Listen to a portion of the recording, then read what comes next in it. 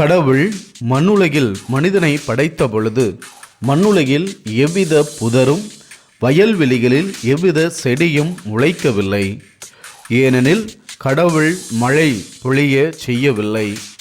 நிலத்திலிருந்து மூடுபனி எழும்பி நிலம் முழுவதையும் நனைத்தது. அப்பொழுது கடவுள் நிலத்தின் மண்ணால் மனிதனை உருவாக்கி அவன் நாசிகளில் உயிர் மூச்சை ஊத மனிதன் உயிர் உள்ளவன் ஆனான். எல்லா வகையான பல மரங்களையும் உருவாக்கி அதில் மனிதனை குடியிருக்க செய்தார்.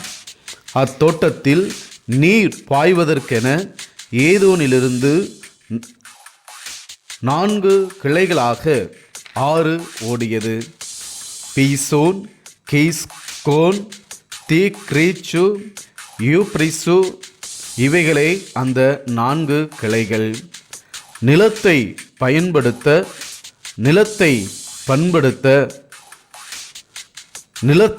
பண்படுத்த மனிதனை கடவுள் பயன்படுத்தினார். நன்மை தீமையை அறியும் பழத்தினை தவிர மற்ற பழங்களை உண்ணலாம் என கடவுள் மனிதனை பணித்திருந்தார். மனிதன் தனிமையாக இருப்பதை உணர்ந்த கடவுள் மனிதனுடைய எலும்பிலிருந்து பெண்ணை படைத்தார். அப்பொழுது மனிதன், இவளே என் எலும்பின் எலும்பும் சதையும் ஆனவள் என்று முதல் காதல் பாடல் பாடினான்.